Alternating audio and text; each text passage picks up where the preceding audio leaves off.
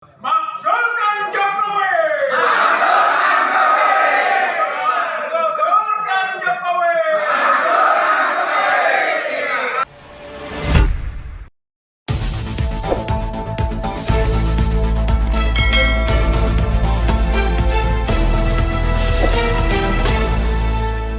Racikan berita.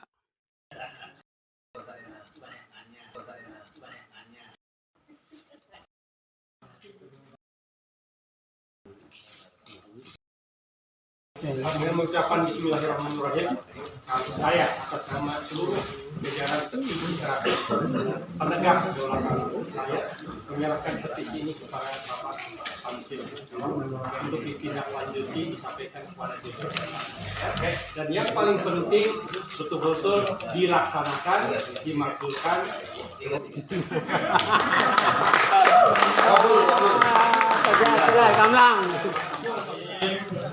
Petisi 100 tokoh yang tadi sudah dibacakan, ya, saya terima dan saya akan lanjutkan DPD kayak ini kita melanjutkan kepada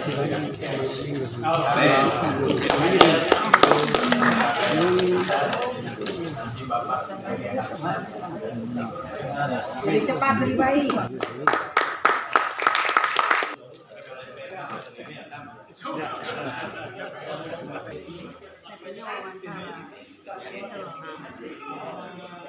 Mari sama-sama kita bermunajat kepada Allah SWT dengan harapan tulusan kita berjuang dan kedatangan kita di sini dicatat sebagai amal ibadah dan menjadi modal untuk kemenangan-kemenangan selanjutnya.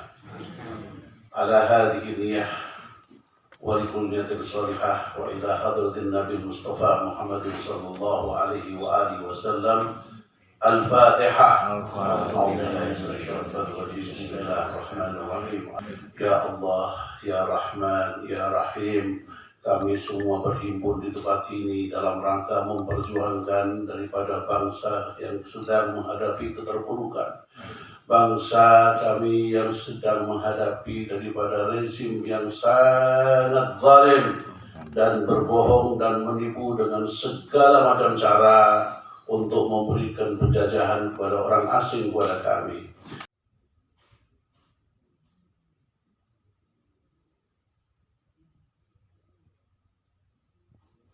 Bismillahirrahmanirrahim. Kami petisi 100 penegak daulat rakyat bahwa pemerintah Jokowi sudah tidak memiliki harapan lagi untuk mampu mencerahkan bangsa dan bagian rakyat Indonesia. Terlalu banyak masalah yang ditimbulkan oleh peran pimpinannya, baik di bidang politik, ekonomi, hukum, agama maupun lainnya. Amanah yang tidak tunaikan bahkan diabaikan. Bahwa terjadi dan masifnya KKN, korupsi, kolusi, dan nepotisme sebagai akibat adanya pembiaran presiden dan para pejabat korup hingga melanggar sumpah.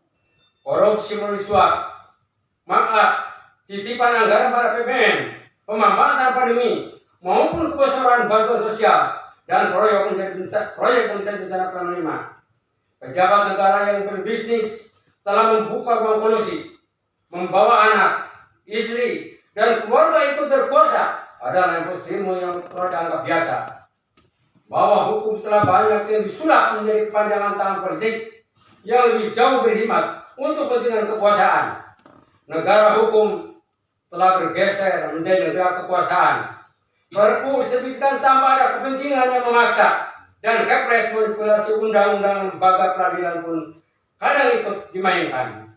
Bahwa rezim investasi menuai kegagalan, banyak aset negara yang dijual, bandara tidak berfungsi, proyek mangkrak, dan kos-kosan akibat ambisi tanpa dukungan tenaga sendiri proyek kereta cepat. Proyek kereta cepat Cina dan IKN. Dana APBN semakin tergerus yang berakibat pada hutang luar negeri yang meningkat tajam. Bahwa Presiden Jokowi harus bertanggung jawab atas pelanggaran konstitusi terkait pengelolaan keuangan negara dan APBN. Antara lain penetapan APBN melalui peraturan Presiden atau Kepres secara sepihak tanpa melibatkan DPR yang secara nyata melanggar pasal 23 Undang-Undang Dasar yang mewajibkan APBN ditetapkan dengan undang-undang setelah mendapat persetujuan DPR. Penetapan APBN secara sepihak oleh Presiden melalui Perpres terbukti merugikan keuangan negara serta membuat rakyat bertambah miskin, sedangkan dari sisi oligarki semakin kaya. Bahwa peran salah satu negara di daya yang sangat diberi keleluasaan merupakan persoalan bangsa yang sangat serius, potensial untuk menjajah dan menjarah. Sebagai raksasa ekonomi Cina menghegemoni. Tahap awal adalah penguasaan ekonomi, selanjutnya politik, berikutnya membungkam demokrasi dengan menyusup dalam lingkaran oligarki, dan tentunya bisa sampai pada pertahanan negara. Banjir TKI Cina adalah tahapan prakondisi kedaulatan negara dalam bahaya. Bahwa pelanggaran HAM menjadi warna rezim Jokowi, tewasnya 800 atas petugas pemilu tanpa pendidikan, sementara perhimpunan kedokteran menyatakan kematian tersebut bukan karena kelelahan. Kekerasan luar batas kemanusiaan oleh petugas keamanan pada peristiwa 21 Mei 2019, pembantaian 16 dan FPI hingga kasus penyuluhan adalah pengabaian, bahkan bisa disebut sebagai rekayasa polisi. Bahwa lahirnya Kepres nomor 17 tahun 2022 yang tidak menjelaskan siapa, kelompok mana yang telah melakukan pelanggaran HAM, yang melakukan pelanggaran HAM berat, dan siapa yang menjadi korbannya, maka di kasus 1965 dengan mudah umat Islam dan TNI bisa diposisikan sebagai tertuduh, sementara PKI dibela sebagai korban dan akan mendapatkan ganti kerugian. Kemudian dengan terbitnya Impres nomor 2 tahun 2023 sebagai tindak lanjut Kepres nomor 17 2022 semakin berjelas keberpihakan rezim Jokowi kepada pihak PKI yang sudah dibubarkan melalui TAP MPR.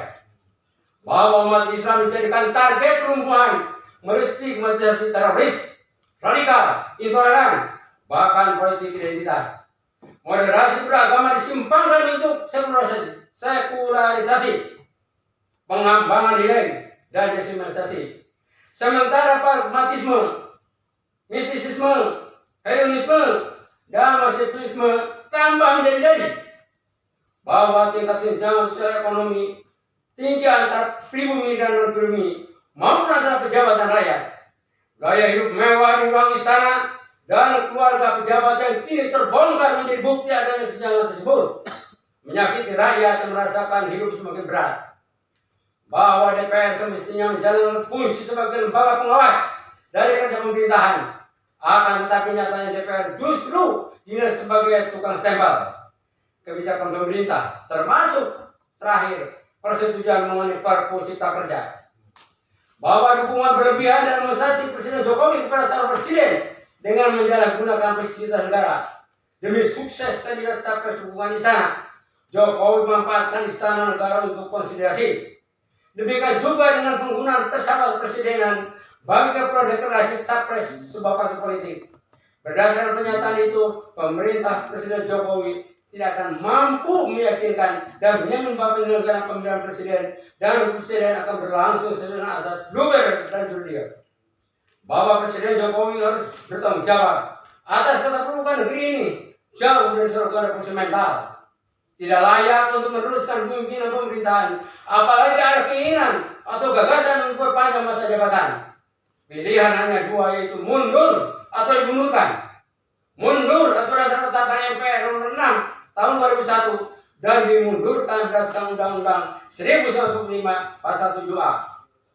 Dengan dasar pikiran demikian, maka kami sepakat mengajukan petisi untuk adanya perubahan politik dan kepemimpinan serta tegaknya kedaulatan rakyat, yaitu pertama, mendesak DPR dan MPR agar menjalankan kewenangannya sebagai aturan Undang-Undang Dasar 1945 untuk segera proses makzulkan Presiden Jokowi sesuai mekanisme yang berlaku. Kedua, mengajak seluruh elemen bangsa untuk secara konstitusional berjuang memulihkan kembali asas kedaulatan rakyat yang telah terlambat oleh sekelompok elit yang bernama oligarki. Demikian petisi ini dibuat dan disampaikan sebagai wujud tanggung jawab bersama dalam menegakkan kedaulatan rakyat berdasar Pancasila dan Undang-Undang Dasar 1945. Sesi 100 penegak kedaulatan rakyat Jakarta 20 Juli 2023. Merdeka! Merdeka!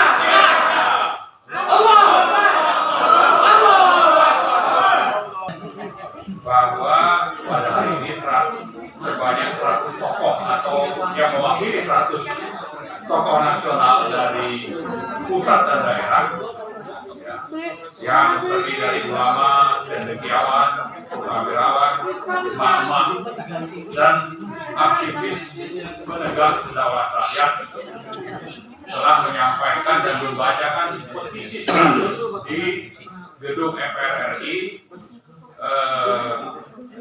Senayan Jakarta ini. Kemudian kami sampaikan bahwa 2 poin penting yang menjadi tuntutan petisi 100 adalah pertama, mendesak DPR dan MPR agar menjalankan wewenangnya sebagaimana diatur dalam Undang-Undang Dasar 1945 untuk segera memproses pemakzulan Presiden Jokowi sesuai mekanisme yang berlaku. Yang kedua, mengajak seluruh elemen bangsa untuk secara konstitusional berjuang memulihkan kembali azas kedaulatan rakyat yang telah terampas oleh sekelompok elit yang bernama oligarki. Nah, lalu kenapa sampai kita bisa merumuskan, kenapa kita sampai pada tuntutan petisi ini? Sebetulnya ada sekian banyak alasan ya, yang mendasarinya. Nah, saya bacakan sekitar 5 saja dari alasan tersebut, yaitu yang pertama, kami menilai Presiden Jokowi sudah tidak mampu menjalankan amanah sebagai presiden karena memang sudah dibelokkan ya untuk lebih dominan melayani kepentingan oligarki dan kelompok tertentu. Yang kedua, kami menilai Presiden Jokowi dalam menjalankan tugas sebagai penyelenggara telah menjadikan kepentingan politik sebagai panglima, sementara hukum ditempatkan sebagai alat kepanjangan tangan politik pragmatik. Kemudian yang ketiga, pembangunan ekonomi dinilai telah gagal. Investasi mandek dan hutang luar negeri menjadi sangat besar. Presiden melanggar konstitusi, khususnya pasal 23 di mana Presiden menetapkan APBN secara sepihak melalui Perpres. Kemudian yang keempat, Presiden bertanggung jawab atas pelanggaran HAM berat. Tadi sudah disebutkan, termasuk misalnya tewasnya 894 petugas pemilu atau 6 pengawal HRS dan sebagainya. Kemudian yang kelima, ikut campur dalam mendukung dan menyiapkan penerus Presiden melalui pemilu 2024 yang merupakan pelanggaran konstitusi dan menginjak-injak azas demokrasi.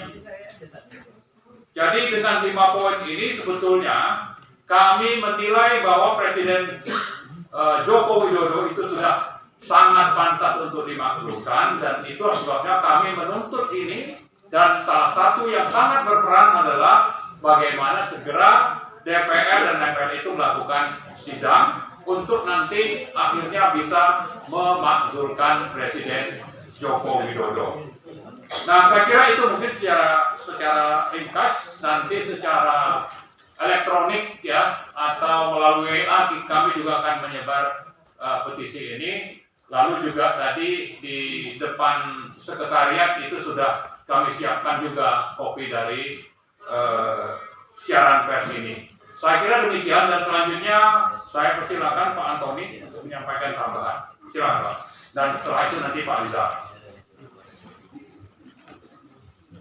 Kehidupan berbangsa dan bernegara ini kita harus semuanya mengikuti batasan-batasan yang ada di dalam konstitusi. Pemerintah dipilih untuk menjalankan roda pemerintahan berdasarkan konstitusi dan tidak boleh melanggar konstitusi, membuat undang-undang yang juga melanggar konstitusi. Misalnya undang-undang Cipta Kerja yang sudah disidangkan oleh Mahkamah Konstitusi dan dinyatakan melanggar konstitusi meskipun secara bersyarat, tetapi kemudian Undang-Undang Cipta Kerja yang tidak jauh berbeda, yang pada intinya adalah sama, itu diterbitkan lagi melalui Perpu dengan alasan kegentingan memaksa yang akan terjadi krisis ekonomi dunia yang sampai sekarang adalah tidak ada. Jadi alasan kegentingan memaksa itu adalah tidak boleh hipotetis. Kegentingan memaksa itu adalah suatu faktual. Kalau kegentingan memaksa dibuat sebagai hipotetis, maka negara ini akan menjadi negara tirani. Karena semuanya akan diatur dengan hipotetis, ada kegentingan memaksa. Dan faktanya sampai sekarang itu tidak ada.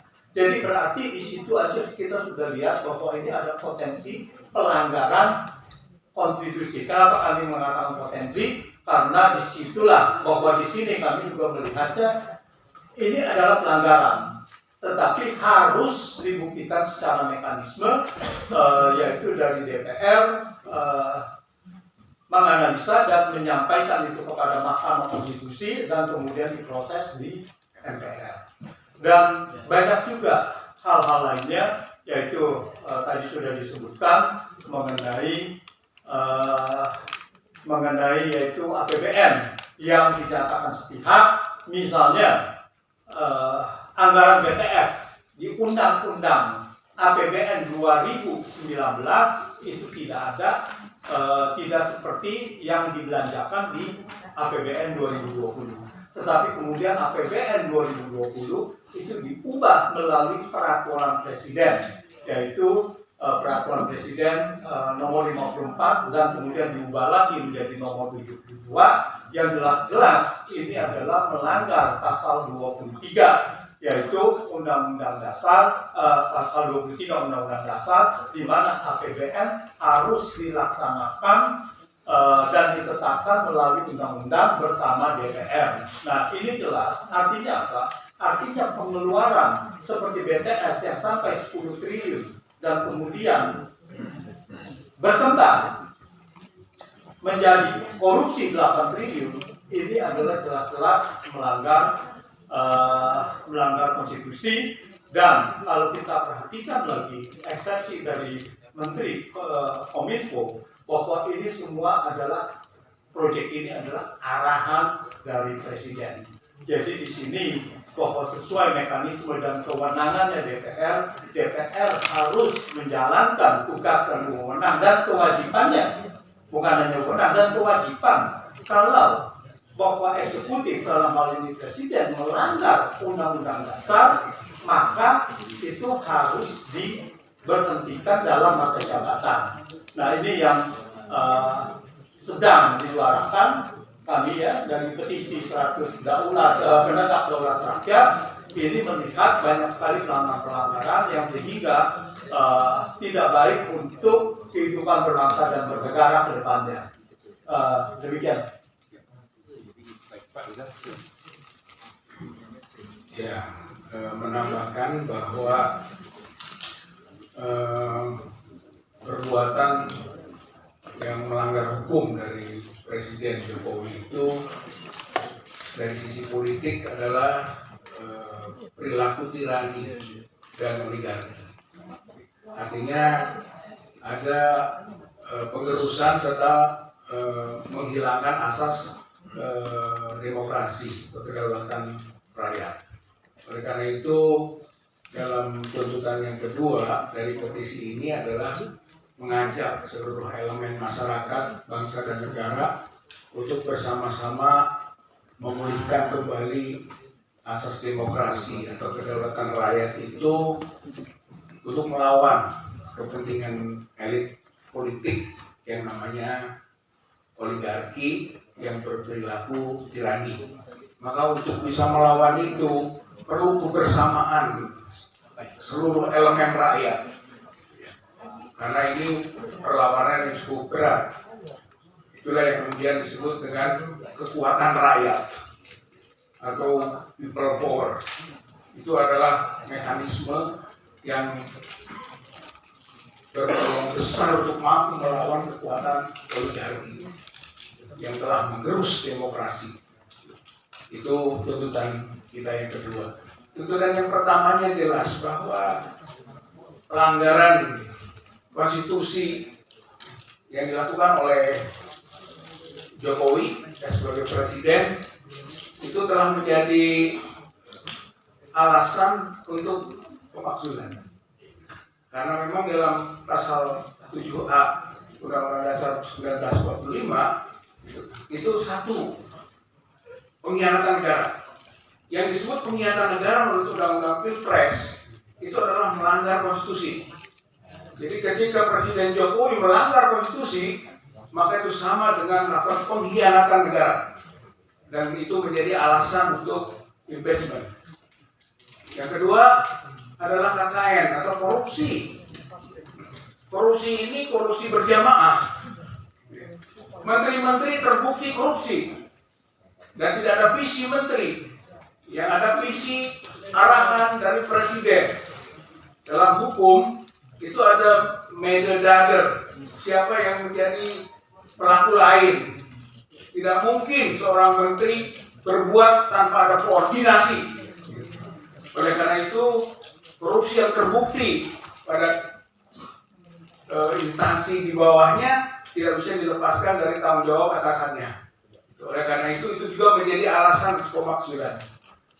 Dan selanjutnya yang penting juga perbuatan tercela. Perbuatan tercela itu alasan hukum untuk pemakzulan berdasarkan pasal 7A Undang-Undang 45 tersebut. Dan itu sudah kita bisa baca perilaku tercelanya Presiden Jokowi yang juga melanggar ketetapan MPR nomor 6 tahun 2001 tentang etika kehidupan berbangsa. Tidak ada etika lagi dalam perilaku politiknya. Sikap-sikap ikut campur dalam urusan capres saja membuktikan tidak ada etika. Belum banyak perbuatan lain, termasuk dugaan ijazah palsu. Itu adalah perbuatan tercela. Dengan begitu bisa jadi alasan hukum kita untuk bisa memakzulkan yang diatur oleh Undang-Undang Dasar 1945. Jadi baik people power maupun tekanan-tekanan lain untuk proses pemakzulan Presiden Jokowi itu konstitusional, berbasis hukum, bukan makar. Yang makar justru Presiden Jokowi dan oligarkinya. Mereka makar, mereka telah merebut kedaulatan rakyat. Dan kita semua petisi 100 ini memulai langkah untuk memulihkan kedaulatan rakyat.